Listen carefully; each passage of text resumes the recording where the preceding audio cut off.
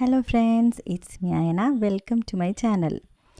ഇന്ന് നമ്മളൊരു തെരണ്ടി കറിയുടെ റെസിപ്പി ആയിട്ടാട്ടോ വന്നിരിക്കുന്നത്.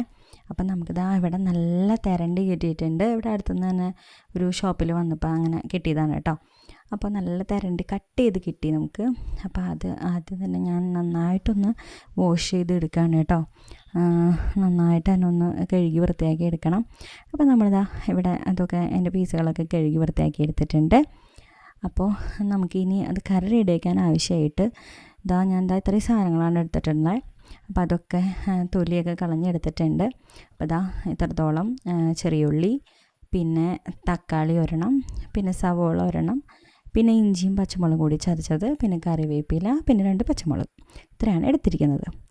ഇപ്പോൾ ഞാൻ ഇത് ഫ്രൈ ചെയ്യാനായിട്ട് കുറച്ച് മാറ്റി വെച്ചതാണ് കേട്ടോ. അപ്പോൾ അതിലേക്ക് മുളക് പൊടി, മഞ്ഞൾപ്പൊടി, ഉപ്പ്, കുരുമുളക് പൊടി, പിന്നെ ഇഞ്ചി വെളുത്തുള്ളി ചതച്ചത് കുറച്ച് ഇതിലേക്കും കൂടി ഇട്ട് കൊടുത്തിട്ട് നന്നായിട്ട് നമ്മൾ കൈ കൊണ്ട് തന്നെ ഒന്ന് തിരുമ്മി കൊടുക്കണം കേട്ടോ.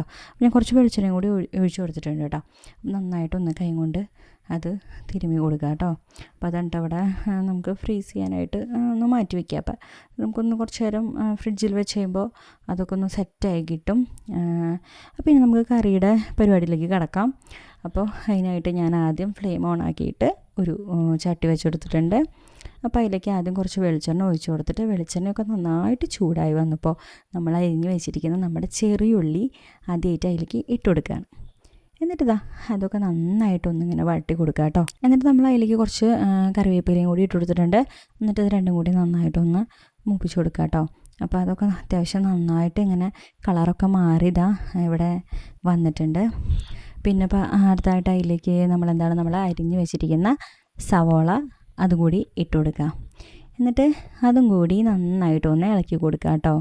അപ്പോൾ ഇതിങ്ങനെ ഓരോന്നായിട്ട് ഇടുമ്പോഴാണ് അത് കറക്റ്റായിട്ട് ആ ഒരു ഇങ്ങനെ മൂപ്പ് ശരിയായി വരുള്ളൂ. അപ്പോൾ അതും നന്നായിട്ട് കൊടുത്തിട്ട് പിന്നെ ആ സവോള വഴണ്ട് വരാൻ ആവശ്യമായിട്ടുള്ള കുറച്ച് ഉപ്പ്, ആ ഉപ്പും കൂടി ഇട്ട് കൊടുക്കുക കേട്ടോ. ഞാനിവിടെ പൊടിയുപ്പാണ് ഇട്ട് കൊടുത്തിട്ടുള്ളത്.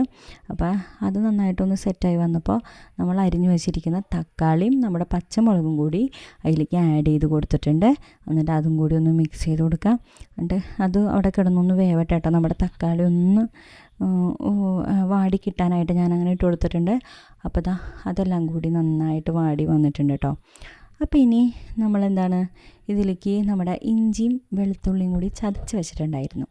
അപ്പോൾ അതും കൂടി ആഡ് ചെയ്ത് കൊടുത്തിട്ടുണ്ട്. എന്നിട്ട് അതും കൂടി നന്നായിട്ടൊന്ന് മിക്സ് ചെയ്തെടുക്കുക കേട്ടോ. ഇതിങ്ങനെ ഇളക്കിക്കൊണ്ടേയിരിക്കണം.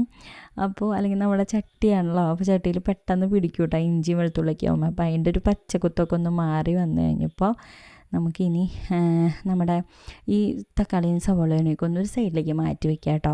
ഇവിടെ ഇപ്പോൾ അമ്മ കറി വയ്ക്കുമ്പോൾ അമ്മ ഇങ്ങനെയാണ് ചെയ്യാറ്. അമ്മയ്ക്ക് ഇങ്ങനെ പൊടിയൊക്കെ നന്നായിട്ടൊന്ന് മൂത്ത് വരണമെങ്കിൽ അങ്ങനെ വേണമെന്നാണ് അമ്മ പറയാറ് കേട്ടോ. അപ്പോൾ നമ്മൾ ആദ്യമായിട്ട് ഒരു 2 ടീസ്പൂണോളം മല്ലിപ്പൊടി, പിന്നെ ഒരു 2 സ്പൂണോളം മുളക് പൊടി, ഇവ രണ്ടും കൂടി ഇട്ട് കൊടുത്തിട്ടൊന്ന് ഇളക്കി കൊടുക്കുക കേട്ടോ. അപ്പോൾ ഞാൻ ആദ്യമേ പറഞ്ഞില്ലേ, മൺചട്ടി ആയതുകൊണ്ട് നമ്മൾ നന്നായിട്ട് ശ്രദ്ധിക്കണം. അങ്ങനെ പിന്നെ അതിലേക്ക് ഒരു 1/4 സ്പൂണോളം മഞ്ഞൾപ്പൊടിയും കൂടി ഇട്ട് കൊടുത്തിട്ടുണ്ട്. എന്നിട്ട് അതും കൂടി നന്നായിട്ട് ഇളക്കി കൊടുക്കുക കേട്ടോ. ഇനി ഈ പൊടിയൊക്കെ നന്നായിട്ട് മൂത്ത് വരുന്നവരെ ഇങ്ങനെ ഇളക്കിയെടുക്കുക. അപ്പോൾ ഈ പൊടികളൊക്കെ മൂത്ത് വന്നപ്പോൾ ഞാൻ ആ സവോളയും തക്കാളിയൊക്കെ കൂടി ഇങ്ങോട്ട് മിക്സ് ചെയ്തെടുത്തിട്ടുണ്ട്. ഇനിയിപ്പോൾ ഇവിടെ പുളിവെള്ളം ഉണ്ടായിരുന്നു. എന്ന് വെച്ച് കഴിഞ്ഞാൽ പുളി വെള്ളത്തിലിട്ട് വെച്ചിട്ടുണ്ടായിരുന്നു. അപ്പോൾ ആ പുളിവെള്ളം കൂടി അതിലേക്ക് ഒഴിച്ചു കൊടുത്തിട്ട് അതിനെയും കൂടി ഒന്ന് മിക്സ് ചെയ്തെടുക്കുക കേട്ടോ. ഇനിയിപ്പോൾ നമുക്ക് ഇതിലേക്ക് ആവശ്യത്തിന് വെള്ളം കൂടി ചേർത്ത് കൊടുക്കാം. അപ്പോൾ ഞാനിപ്പോൾ ഇവിടെ ഏതാണ്ട് ഒരു 2 കപ്പോളം വെള്ളം ഒഴിച്ചു കൊടുത്തിട്ടുണ്ട്. എന്നിട്ട് അതിനെയൊക്കെ നന്നായിട്ട് മിക്സ് ചെയ്തെടുത്തിട്ട് അതിലേക്ക് ആവശ്യമായിട്ടുള്ള ഉപ്പും കൂടി ആഡ് ചെയ്ത് കൊടുക്കുക. ഇവിടെ ഇപ്പോൾ കല്ലുപ്പാണ് നമ്മൾ ഇട്ട് കൊടുത്തിട്ടുള്ളത്. ഇനി അതൊന്ന് തിളയ്ക്കാനായിട്ട് വെയിറ്റ് ചെയ്യാം കേട്ടോ. അപ്പോൾ ഇനി നന്നായിട്ടത് തിളച്ച് വറ്റണം. അപ്പോൾ അതൊന്ന് തിള വന്നു കഴിയുമ്പോൾ നമുക്ക് നമ്മുടെ ഈ മീൻ കഷ്ണങ്ങളൊക്കെ മാറ്റി വെച്ചിട്ടുണ്ടായിരുന്നല്ലോ, ആ കഷ്ണങ്ങളൊക്കെ കുറേശ്ശെ അതിലേക്ക് ഇട്ട് കൊടുക്കാം കേട്ടോ. അതാദ്യമേ ഇട്ട് കഴിഞ്ഞാൽ നമ്മൾ കഷ്ണങ്ങളൊക്കെ ചിലപ്പോൾ ഉടഞ്ഞു പോകാനുള്ള ചാൻസ് ഉണ്ട്. അപ്പോൾ അതുകൊണ്ടാണ് ഒന്ന് തിളച്ചതിന് ശേഷം മാത്രം ഇട്ട് കൊടുക്കുന്നത്. അപ്പോൾ ഇനി ഇതിനെയൊക്കെ ഒന്ന് പയ്യെ ഇളക്കി കൊടുക്കുക കേട്ടോ. ഒരുപാട് വല്ലാണ്ടിട്ട് ഇളക്കരുത്. മീൻകറി ഒരിക്കലും നമ്മൾ വല്ലാണ്ട് ഇങ്ങനെ തവിയിട്ട് ഇളക്കി കൊടുക്കരുത് കേട്ടോ.